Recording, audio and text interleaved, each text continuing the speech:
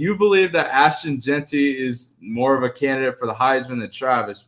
Basically, is what you said. And before we debate this, I want to just play Travis's video on RG3's podcast with his wife, where he talks about this.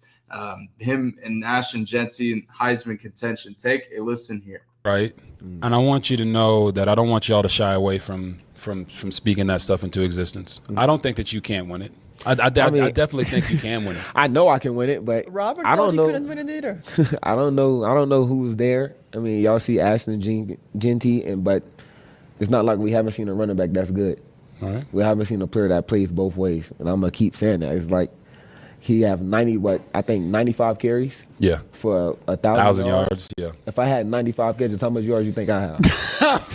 Okay. So I'm trying to tell him, like, if I had 95 targets on defense, what you think I'll have? Right. Oh. If I had 95 catches on offense, what you think I'll have? So I try to tell you, like, he got double the touches I got on the offensive side of the ball, and I still have defensive stats that's still crazy, and we only in week 6. Yeah.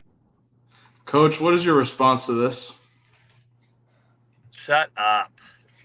The kid needs to shut up. I'm surprised, man. You never see him in the media, man. And I like that about him. And then you go out there after a loss and try to re-hype yourself. I think that's Colorado's marketing doing that, because no way that you make this kid who never goes and talks publicly in the limelight, now all of a sudden is pumping himself up. That is a PR stunt. That's how it works at the 4-year level when you have a Heisman candidate, as Travis is.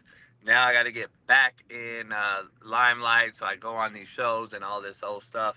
Listen, you wouldn't have 1,000 yards, by the way, because you don't equate that, man. It doesn't equate, and that's a very, very, I don't know what the ignorant. I don't know what the comment he made would be, what words I would use for that. I take it as ignorant or a little short-sighted, I guess, because. Running back starts 7 yards in the backfield. Number one, he's negative every snap until he gets positive. Receiver's always positive as soon as he crosses the line of scrimmage. At the line of scrimmage, it's not even a close debate. Number one. Number two, this guy's doing it on a team that has no talent around him. He is the only talent on the team. There is no other guy. They don't have a QB. They don't have a big-time wideout. They don't have a great defense. This is a team that doesn't have anything, and everyone and their mama is watching this guy and trying to stop him. At least you got Horn and Shepard and a decent back and Shador and all these guys. This guy don't have anything. This guy is literally a one-man band, and he's doing things we have yet to see. He's on pace to run for 300 yards more than Barry Sanders on 100 carries, 100 less carries, and he's also on pace to have 2 more touchdowns. He's doing stuff we've never seen. I don't care what level it is. It's still Division I football, and it's not my fault that you guys allowed the portal to happen, NCAA, and you've allowed this NIL bag to happen. Barry Sanders did it. His schedule wasn't the greatest. Ty Deppner won it, and his schedule wasn't the greatest. And Marshall Faulk played in the same Mountain West Conference, and look what he ended up being. So I don't judge that shit. I judge by what it is every single game. He had 200 yards almost on Oregon. Travis Hunter has yet to play a team even close to Oregon, and this guy did it. We already saw it. He has proof is in the pudding. What Jeanty has done is Heisman worthy. We're only judging you on what you do during this season, not what you're going to be in the NFL.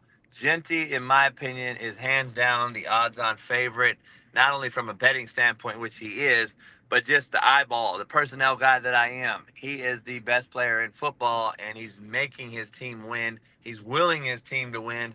That isn't very good. Boise's not like some fucking juggernaut. They could have beat Oregon, by the way, and we have yet to see a Travis Hunter play a team like Oregon, and I don't even know if he'll have that on his resume. And I don't see Travis Hunter having that one Heisman moment. And by the way, some of the comments he made, I don't think people realize. Jeanty has more explosive plays than anyone in America from 7 yards depth. He has more 50-yard touchdown runs than anyone in America by 3 times. I don't think people are really looking at what this cat has done and what he continues to do.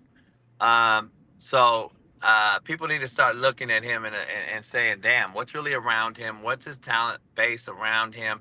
And fuck who he's playing. What is he doing? Yeah. LaDainian Tomlinson also had a shitty schedule at TCU before they became a Power 5 school as well.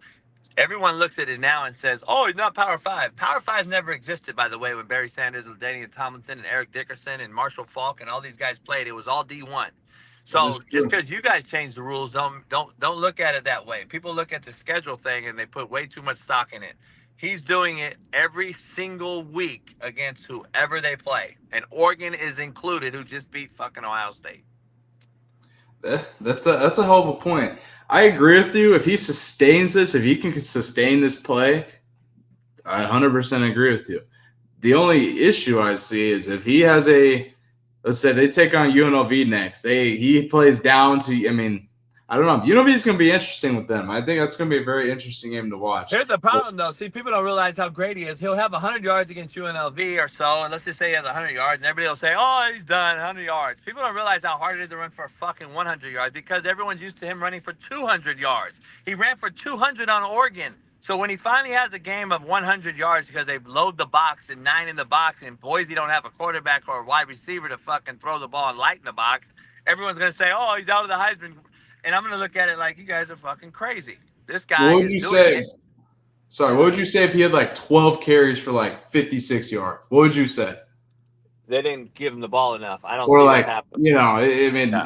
let's say he doesn't get hit 70. Like, I mean, he has one of those like actual down games. I'm agree with you. 100 yards, fuck, that's not really. I'm not going to call that a down game at all. Like, he's going to I'm have saying, one of like- those games. He's going to have one of those games, just like Barry Sanders had one of those games. He's going to Yeah. have one of those games. And the problem is, because we're putting so much stock in this bullshit Power 4 and P5 and all this P4 and all this shit, everyone's going to downgrade his season. And it's going to be sad to watch because he's definitely the guy, in my opinion.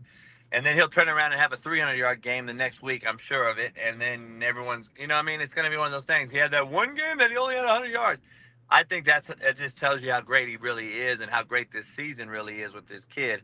And I even give him more credit, man. He could go anywhere. He could have went to Tennessee, could have went to fucking Oregon. He went to Boise and stayed at Boise. So I even give him more credit. So I'm rooting for the kid to win it. Yeah. I mean, it's going to be interesting to see. It's whoever plays more consistently. Obviously, Travis got her last game, so that doesn't help his cause. I'm also like, I think Travis, should care more about winning than the Heisman. So I agree from that angle when you're talking about his comments. I will say RG3 asked him that question, and if I were Travis, I'm not going to sit here and say someone else is better than me. So I don't have a huge problem with his answer on the actual question. On this debate, Jeanty keeps running for 150, 200 yards a game. I don't think it was a fucking argument. The more I watch, What do you have? 197, 3 touchdowns versus Oregon? Yeah, something like that. Yeah, hell of a stat. Okay, right? That's a Heisman moment. That's a Heisman moment. Yeah. So, and he has 2 other ones probably that I've seen. Give me one Heisman moment Travis has had. I'd say his pick at UC. Yeah, that was one of the best, most unbelievable plays I've ever seen. But if that's not that's not like a Heisman moment. Yeah, it's not. He has no Heisman moments. He has no Heisman like, oh fuck, that's the Heisman move. But is that really what you look at? Like, if you're going to look at him and say he wins the Heisman, it's more his production on both sides of the ball, being a lead on both sides of the ball versus going above it. Like, it's I think you got to have that moment though. Like, everyone's had a moment.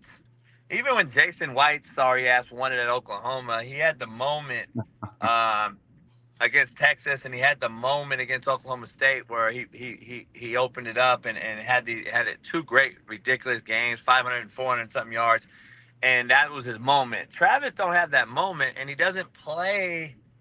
He doesn't have, you know what I mean? He needs like a 12 catch, 300-yard game or something. Like he doesn't have the Heisman moment, in my opinion, because he plays. Now, to Deion's point, we would be robbed if we didn't have him on both sides get to see how great he is. He's also being robbed of a Heisman, in my opinion, because he doesn't play one side or the other. And you have to play offense to win a Heisman. I'm just going to be honest. He's not going to win it on defense alone. So that is the other reason why right now I only play him on O. If I'm going to try to get this kid the Heisman, I put him on O only. and then and I just spot him on defense. To me, that'll give him a better shot at winning the Heisman than it would be playing 140 snaps a game, because Yeah. if you put him in, let's say 6 snaps on defense, and he totally locks down T Mac this weekend, and then he totally locks down the next guy for 6 snaps that he's in. It's now you're saying, oh shit, this, and then he's having 10 catches on O and 150, 200 yards, 2 touchdowns. Now you're like, oh shit, he's the guy. He's the Heisman. He locks down the guys when he plays on D, and he's doing this on O. Now you're seeing a sample size of a Heisman. Right now, it's too watered down for him because he's playing too many snaps, and he doesn't get to show how great he is on one side or the other. And offensively is where you need to get stats to get a Heisman, not defense. So when Charles Woodson won it, look what he did. I mean, he did similar to the things I just mentioned. He balled on O, and he locked down on D, and then he transferred over and played both. I think you got to put him on O and put him on a few snaps on D, and now you're saying, oh shit, that's how great he is. He can go over there and do Deion Sanders type of shit, lock down their best guy for 6 snaps when it counts, and then he has 200 yards and 2 to 3 touchdowns on offense. That's going to get him in the conversation, in my opinion, not how he is right now. And I think if Colorado was playing to get Travis Hunter the Heisman, that's how they would do it, if I had to guess. But I also, the one thing that Matt brought up that I think is a good point, it may harm him being on Colorado, his chances of winning the Heisman, because they have a lot of weapons on offense. And I mean, yeah, the offense does go through him, but it goes through LeJontay Wester, it goes through Jimmy Horn. They have 3 solid backs that if they choose to run the ball, they will go through them as well. That's the one thing I will say. And if they are going to, like, if we're being real, if they want to win and if they are going to choose to put them on one side of the ball, put them on fucking defense. That's where they need them the most. They have enough weapons on offense where I'm like, yeah, then he has no shot. He has no shot at Heisman then. Yeah, so that's where it's interesting. Tomorrow, I think, if he's healthy tomorrow to Arizona, if they lose tomorrow to Arizona and he plays both sides of the football, they'd be doing him a disservice if they don't just move him straight to O. Yeah, you have a point there. I think tomorrow is going to reveal a lot of questions about this debate for sure. But yeah, it's an interesting debate where you put them. Yeah, I don't know. If they wanted to win the Heisman, yeah, just put them on offense. I just think the problem is they have too many damn weapons. And that's just me though.